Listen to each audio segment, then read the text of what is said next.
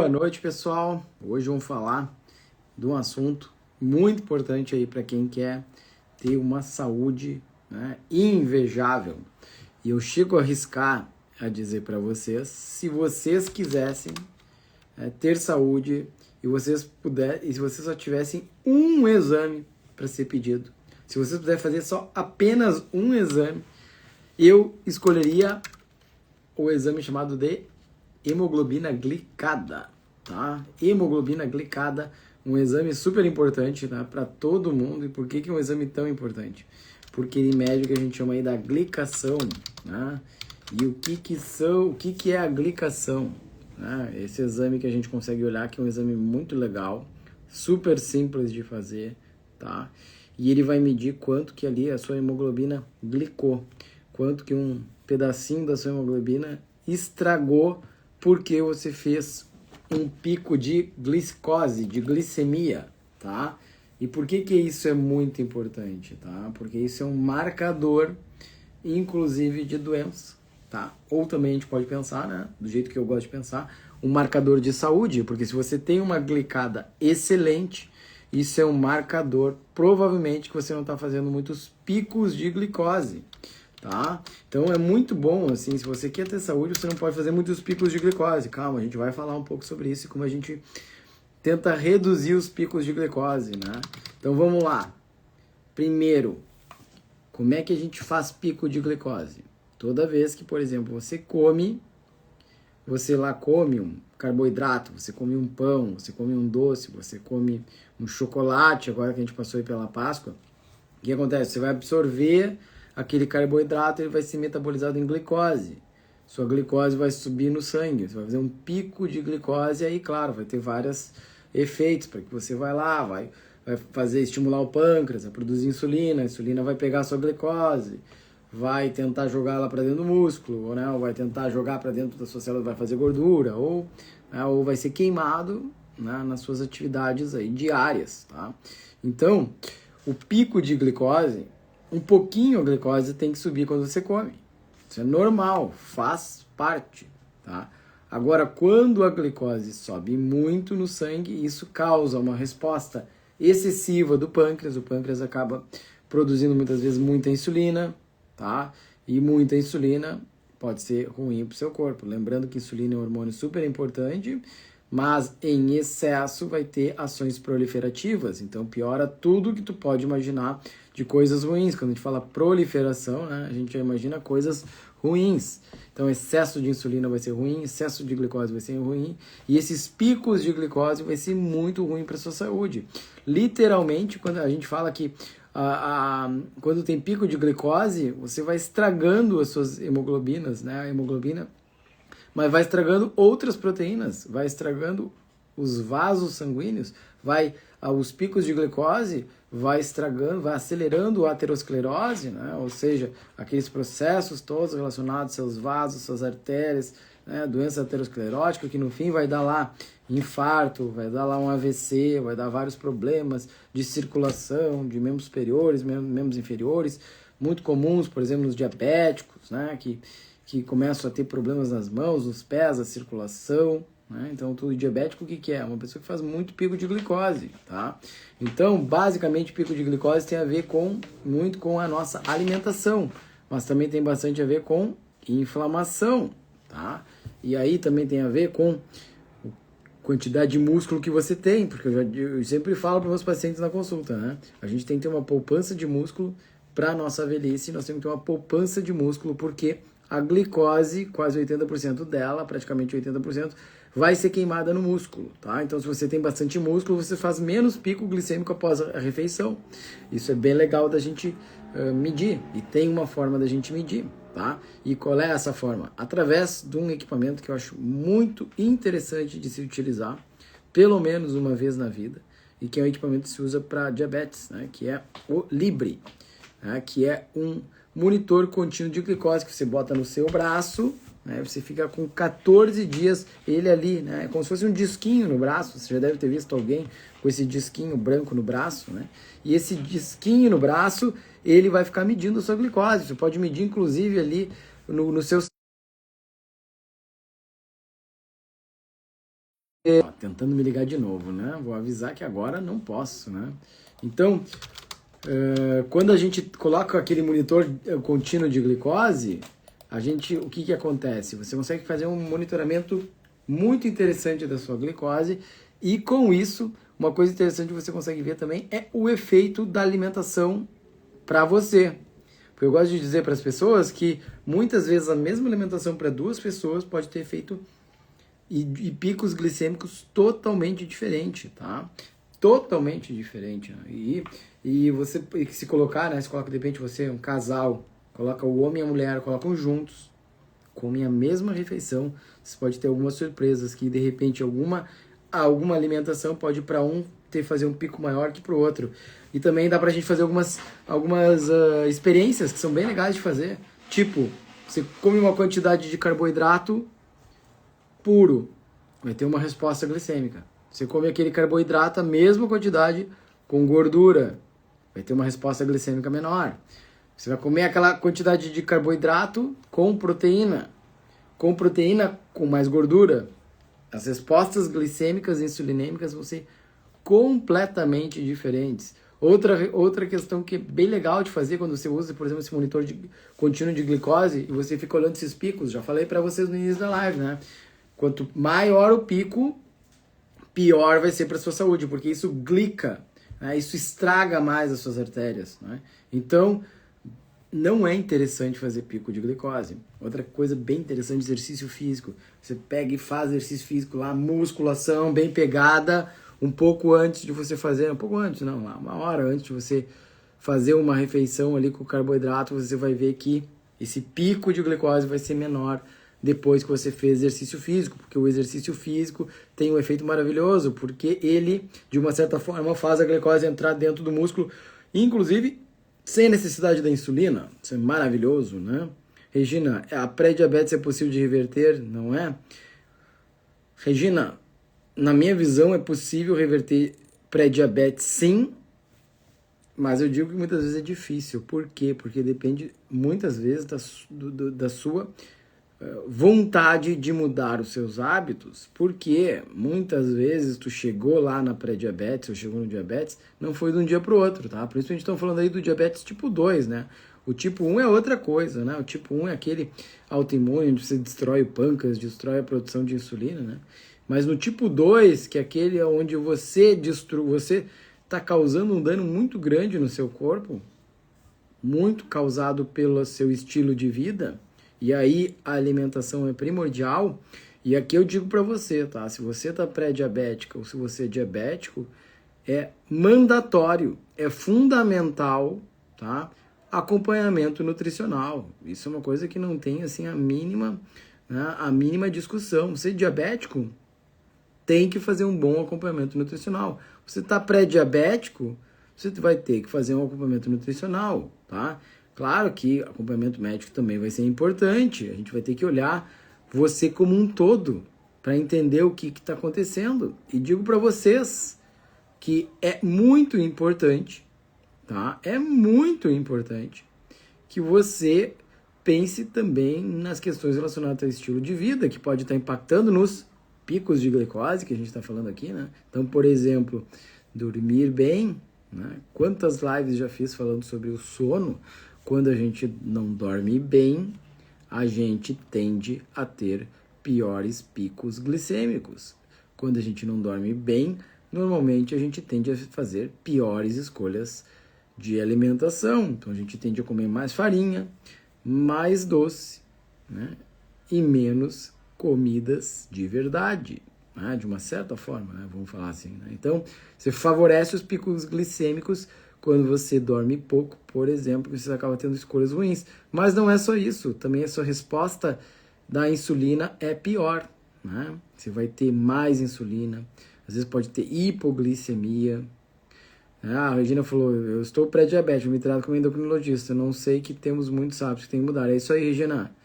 Se você está pré-diabética, deve ser, né? Tem um porquê disso. Você tem que ir atrás de tudo que aconteceu ou está acontecendo. e envolve, né, sempre várias coisas. Não é nunca uma coisa só. São vários pequenos fatores que levam você a esse estado, né, de pré-diabetes, estado de adoecimento. E lembrando para vocês que muitas vezes, antes de você ficar pré-diabética, você já estava com seus exames alterados há muito tempo atrás, tá? Muito tempo atrás, tá? A gente não fica doente de um dia para a noite, né? Isso vai acontecendo gradativamente, bem lentamente. A gente só que muitas vezes não está se dando conta, ou não está querendo se dar conta, tá? E vou dizer para vocês, né? A grande maioria das pessoas está se alimentando muito mal. Está comendo farinha, açúcar e ultraprocessado demais, fazendo exercício de menos e não tomando água, pessoal. Muito importante, né? Coisas bem simples, como tomar água. As pessoas não tomam água, as pessoas não fazem exercício, tá? Aproveitando que a Gabriela entrou aqui, né, pessoal, eu sempre tenho nutricionista entrando aqui também, né? É mandatório, se você está pré-diabético, se você é diabético, você tem que ir para um nutricionista. Você tem que fazer acompanhamento nutricional, porque tem erro alimentar aí, tá? Entre outras coisas que são importantes. E muitas vezes vai ter que, claro, entrar com medicação também, né? É isso aí, né, Gabriela? O simples, ele sempre funciona. Nunca vi não funcionar. Se você aliar, né, mudança do estilo de vida com dieta, sono e exercício físico, esses 3 pilares, se tiver que entrar com medicação, vai ser pouco, tá? Algumas vezes é necessário, claro. Não vão deixar a tua glicose alta. Não vão deixar você fazendo picos glicêmicos. Já falei para vocês, é terrível para o seu corpo fazer pico glicêmico, tá? É terrível, tá? Boa noite, doutor. Fico muito confusa. Somente a glicose elevada já é diagnóstico de diabetes? Não. Diagnóstico de diabetes é outra coisa, tá? Nós estamos falando aqui por picos glicêmicos. Mas se tu tiver a glicose mais que 126 de jejum, isso é diagnóstico de diabetes, né? Se tiver uma glicada maior de 6,5, isso é diagnóstico de diabetes. Não tem conversa, não tem choro, tá? Tá bem claro ali. Se você tiver isso, tá definido. É diabetes. Agora, isso pode ser revertido? Muitas vezes, sim. Na prática, eu vejo que na maioria das vezes não, porque as pessoas não querem mudar os seus hábitos, né? As pessoas querem a pílula mágica, que é o remedinho mágico, mas quem quer mudar o seu hábito de verdade? Quem quer sair da sua zona de conforto? Quem quer parar de comer o seu pãozinho, o seu docinho? Quem quer realmente fazer exercício físico como tem que fazer, tá? E a hipoglicemia com peso normal, assim, hipoglicemia pode ser muita coisa, tá? Mas pode ser até fungo, tá? Gosto muito de tratar, né? De pensar no intestino, tá? Muita gente que tem hipoglicemia pode ser fungo, tá?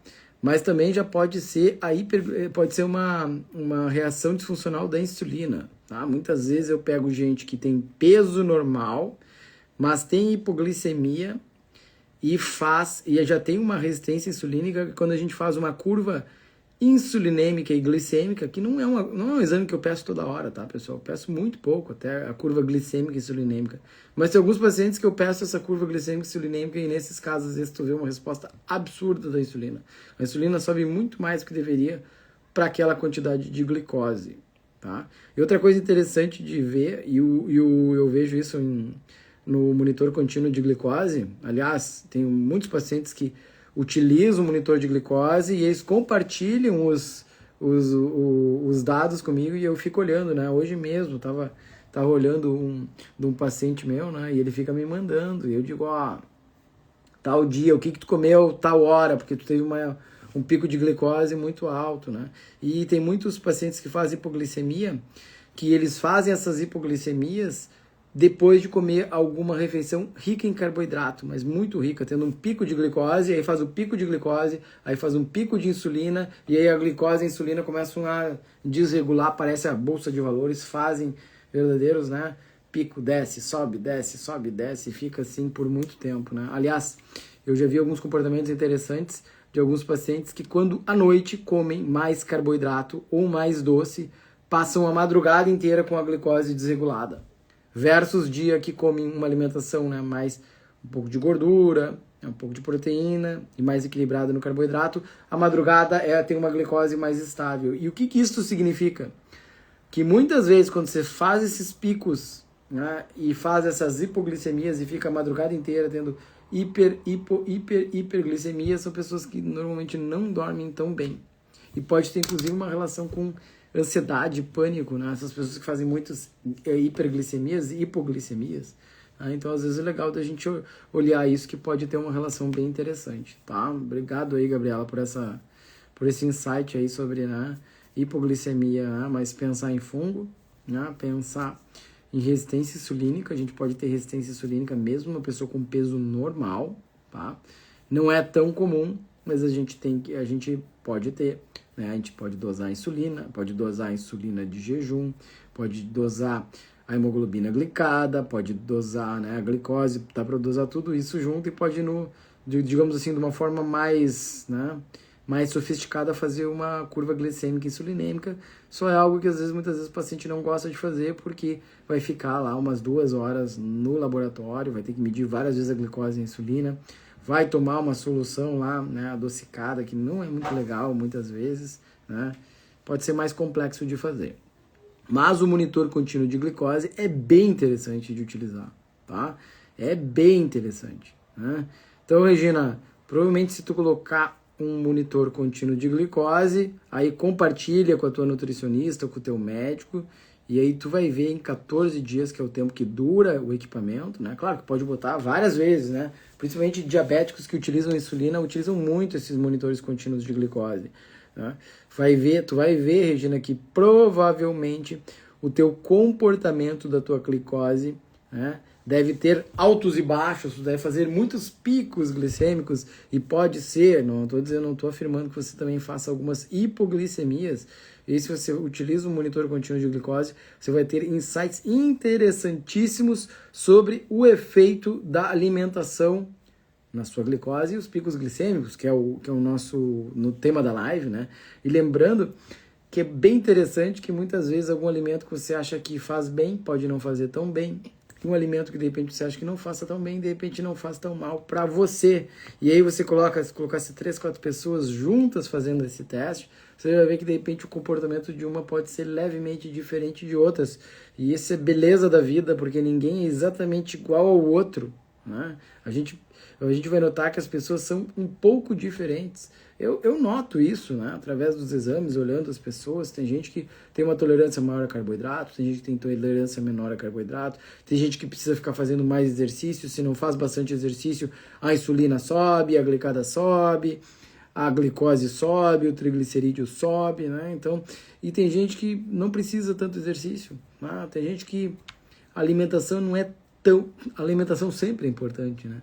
Mas tem pessoas que, se elas saírem um pouquinho da linha, os exames já ficam todos bagunçados. E outras que saem um pouquinho da linha e os exames até que não bagunçam tanto, né? Então, por isso que é importante a gente fazer os exames, né? Não só fazer os exames, fazer a avaliação crítica dos exames, né?